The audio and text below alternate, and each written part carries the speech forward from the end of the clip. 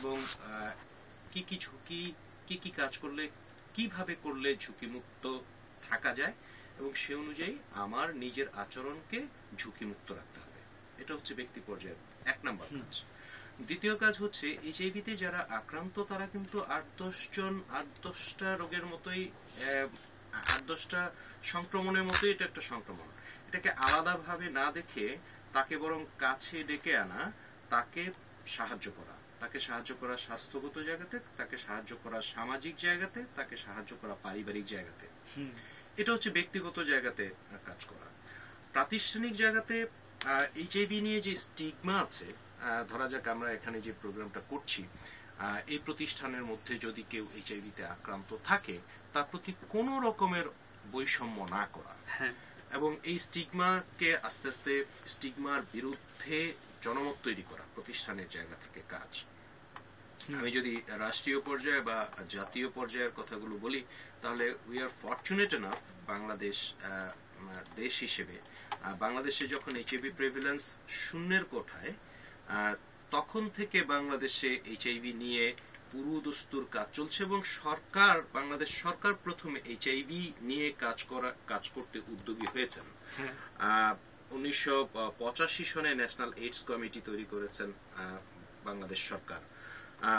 তারপর 1995 সন থেকে ঝুঁকিপূর্ণ জনগোষ্ঠী যেমন যৌনকর্মী, সুইয়ের মাধ্যমে নেশা গ্রহণকারী, পুরুষ যৌন কাজে অভ্যস্ত এরকম ব্যক্তিদের নিয়ে 1995 সন থেকে কাজ চলছে বাংলাদেশে, যেটা অবশ্যই আমাদের গৌরবান্বিত করে।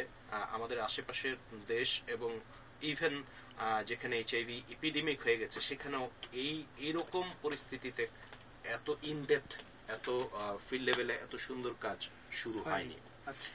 এর বাইরে আছে বর্তমানে যে কাজগুলো চলছে গ্লোবাল ফান্ডের সহায়তায়, সেভ দ্য চিলড্রেন, আইসিডিটিআরবি এবং এনআইএসপি ন্যাশনাল এইডস এসডিডি প্রোগ্রামের তারা প্রিন্সিপাল রেসিপিয়েন্ট হিসেবে গ্রাসরুট লেভেলে অনেকগুলো কাজ চালাচ্ছে। এর মধ্যে যৌনকর্মীদের নিয়ে কাজ চলছে,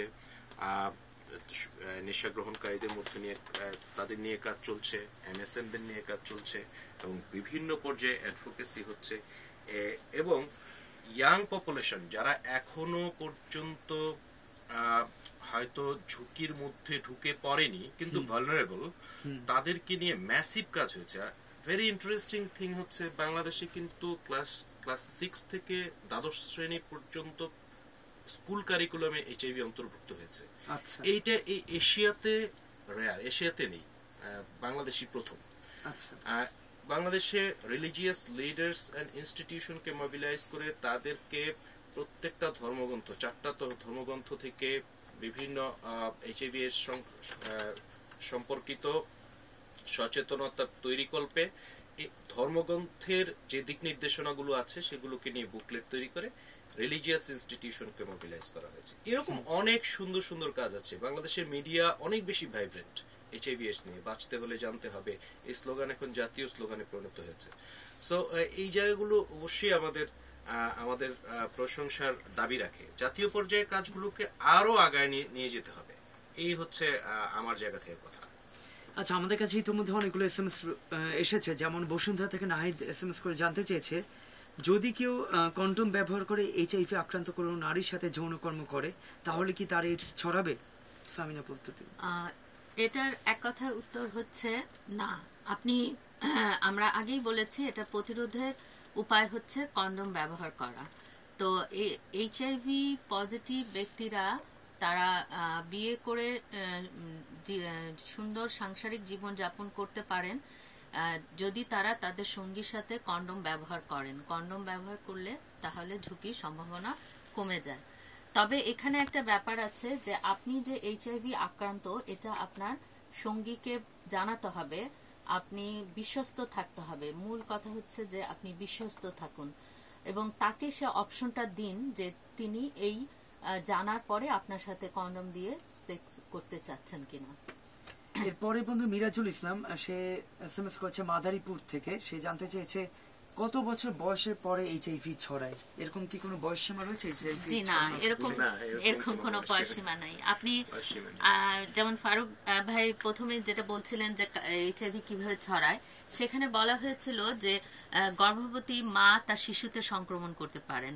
তো এখানে এটাই একটা খুব আমাদের সচেতনতার জন্য, আমাদেরকে অ্যালার্ম করার জন্য একটা ব্যাপার, যে আমার আচরণ দিয়ে আমি কিন্তু আমার অনাগত শিশুটিকে আক্রান্ত করে ফেলতে পারি। কাজেই একটি শিশু, সেও কিন্তু যে যার কোনো যৌন আচরণ নেই, সেও কিন্তু এইচআইভিতে আক্রান্ত হতে পারে এবং সে তার মায়ের গর্ভাবস্থাতেই আক্রান্ত হতে পারে। আচ্ছা, তারপরে বন্ধু মিরপুর থেকে ইমরান, তিনি জানতে চেয়েছেন এইচআইভি পজিটিভ কোনো একজন ব্যক্তির ব্যবহার করা ব্লেড দিয়ে কি এইডস ছড়াতে পারে? ব্যবহার করা ব্লেড দিয়ে এইডস ছড়াতে পারে কিনা অনেকগুলো যদি যদি যদি এর মধ্যে আছে।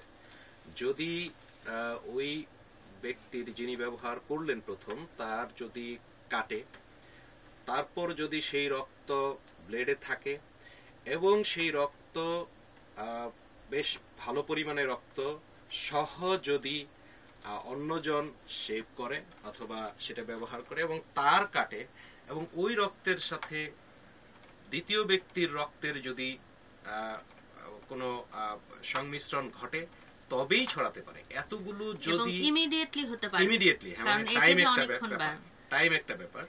তো এতগুলো যদি যদি এক জায়গায় হয় তাহলেই এটা ছড়াতে পারে। সো এর সম্ভাবনা খুব কম। হ্যাঁ, সম্ভাবনা কম। তবে আমার মনে হয় না যে কেউ আজকাল আর একজনের ব্যবহার করা ব্লেড আরেকজন ব্যবহার করেন, কারণ এটা তো নরমাল হাইজিন, শুধু এইচআইভির জন্য না, আমাদের ইচ পার্সনের আলাদা ব্লেড ব্যবহার করাই বোধহয়। হ্যাঁ, তারপর আমার মনে হয় যে যেহেতু একটা আশঙ্কা থেকেই যায়, যারা সাধারণত সেলুন গুলোতে যাচ্ছে, সব সময় প্রত্যেক ব্যক্তির ক্ষেত্রে নতুন ব্লেডটা ব্যবহার করা উচিত। তাকে নিজেকে আসলে এনশিওর করা উচিত, কারণ দোকানদার হয়তো বা টাকা বাঁচানোর জন্য অল্প কিছু 1 টাকা 2 টাকা বাঁচানোর জন্য ব্যবহার করতে পারে একই ব্লেড। তো এই ক্ষেত্রে সবাইকে আসলে সতর্ক হওয়া উচিত। তারপরে বন্ধু রহিম এসএমএস করেছে, সে জানতে চেয়েছে যে কারোর সাথে যে মানে চুম্বনের মাধ্যমে বা লিপ কিসের মাধ্যমে এইচআইভি ছড়ানোর সম্ভাবনা রয়েছে কিনা? চুম্বনের মাধ্যমে এইচআইভি ছড়ানোর সম্ভাবনা নেই, একদম স্ট্রেট কথা নেই।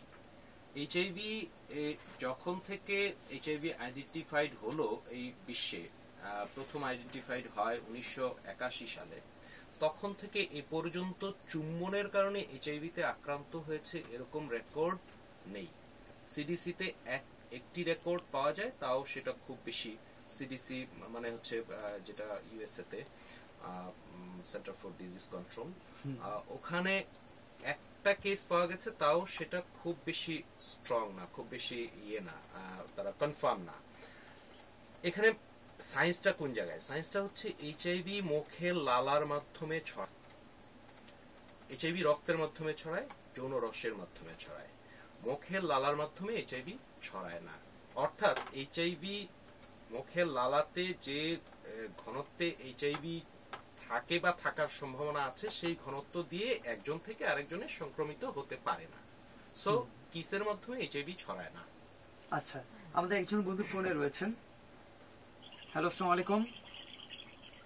Hello hello hello. আচ্ছা, উনি হয়তো বা শুনতে পাচ্ছেন না। সামিনা আপার কাছে আমার খুব জানতে ইচ্ছে করছে, আপনি যেহেতু people living with HIV AIDS তাদেরকে নিয়ে কাজ করছেন, তো এমন কি আপনি কোনো আমাদেরকে